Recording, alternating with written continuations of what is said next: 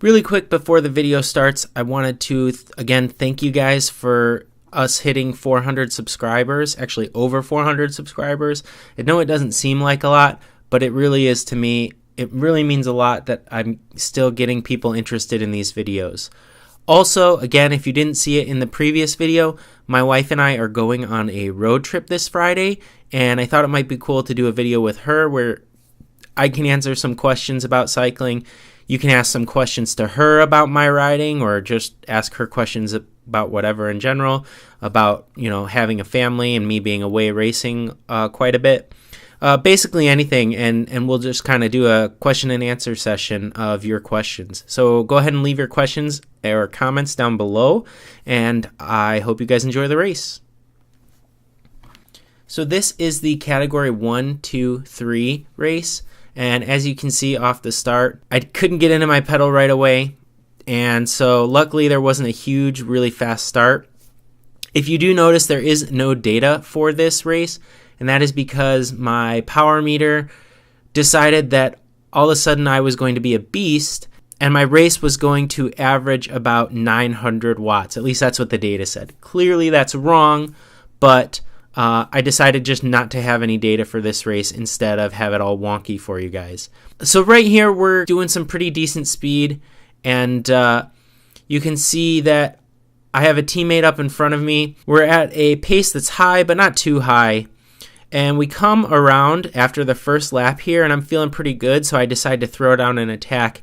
And this guy in red, James, super cool guy, met him at the race on Sunday. He decides to come with me, and I just start kind of throwing some watts down around these corners. Then I kind of look back, and I notice that James is with me, and really right here it was just us two. It was me and him, and I kind of thought that this might be it because we put in a huge gap here. Two riders do end up bridging up to us right here, but this guy in the white just didn't want to work at all. He wouldn't take pulls, and then here finally when he does take a pull, he is slowing down the rest of the group. So the rest of us kind of sit up, and we realize the group is going to catch us anyway, so we just wait. There's an attack from my teammate Alex, and I don't chase at first, but I see another two riders chasing him, and I decide that, well, if he's not going to get a decent enough gap, then I'm going to chase onto this wheel. Us four do get a little bit, maybe 4 or 5 seconds, and I tell this guy in front of me, Joe, I tell him, come on, go get that gap, just to kind of bridge up to him. And my plan here was as soon as we get those two, I'm going to attack, and that's exactly what I do. We catch up to these two guys, and even though as much as it sucked and it hurt really bad, I throw in another attack here and get a little bit of a gap, but not enough to where I thought that I was going to be able to maintain it. So I slow down a bit, and those three other guys come up behind me, and then the group ends up coming up behind us as well. We just end up sitting up here. But if you did notice, I do have different handlebars on for this race than I have in the past, and that's because I did the 30 plus race earlier this day, and my brand new carbon handlebars snapped on me. So that was a surprise. I did manage to keep it up, and I was okay. I just had to switch handlebars in between races, and luckily I had some with me. There's a little bit of an attack. I tell Rick to go because I don't think this Polish rider is going to chase. And he doesn't really. He does kind of sit up, and I'm okay with that because if I can let Rick go, then he can get away. But we come all back together, and there's immediately another attack here, and you can see the group really spreads out. Nothing really happens, so the riders just start to split up, and again there's an attack. James again, he was just firing off attacks left and right. I needed to rest. I see my teammate Alex start to go, and I let him. Aaron right there on the left also goes with. I see the rest of the group is starting to try and bridge up. You just have to speed up and get into the draft, and really I should have tried a little bit harder to get on a wheel, but I'm kind of sitting in the wind here. So you can see that James is out there, and he's not too far out. He's close enough that we could have bridged if we really put in the effort. Unfortunately, some of the riders in the group just didn't really want to put in that effort, and he does end up staying away for actually the entire rest of the race. So kudos to him because it was a hell of an attack and he had just attacked previous. And so at this point, he's up the road. My teammates, Rick and Alex there, are kind of trying to bring the gap in a little bit. You just saw Aaron.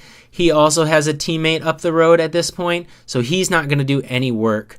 I see Alex try and move there, and Joe here is going to start to try and bridge it, so I just immediately grab his wheel because if Joe's going to bridge up to my teammate, I don't want him sticking him out there in the wind. And so here we are coming into the final lap. You can also notice that the sprint is almost immediately after the corner. Those cones right there are the 200 meter mark. And Aaron again is on the front, just kind of slowing the group down because he has a teammate up the road, which is exactly what he's supposed to do at this point. Again, we're coming into the final lap here. So at this point, I know there's two guys up the road. I know that we're not going to catch them. So the best placing we can hope for with our team is a third. Rick comes up next to me, asks me how I'm feeling. I was feeling pretty good. You know, my legs were a little sore from attacking so many times and trying to bridge so many times, but I was feeling confident that I could get the third place. So you can see everybody starts to get a little nervous. The group's kind of forming into a big bunch instead of really stringing it out. Nobody's really trying all that hard. I just know that I have to try and stick on Rick's wheel as much as possible. And I was getting pushed out from a rider on the left of me here. So I'm just trying to ride as close as I can to Rick and get in the draft.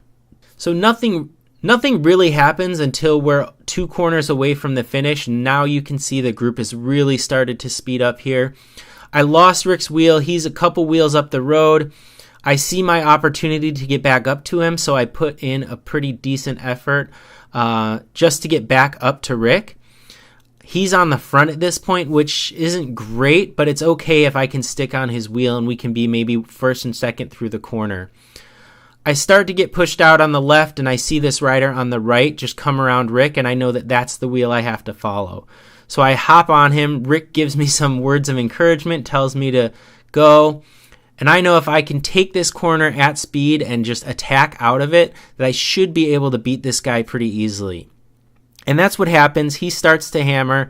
I also go, but there was just one more rider that had a little bit more than me. He didn't do as much work as I did throughout the whole race, and I was able to come away with 4th. So that's about it for this race. It was a fun series. I was able to take 1st overall, which is awesome. I'm looking forward to the rest of the year.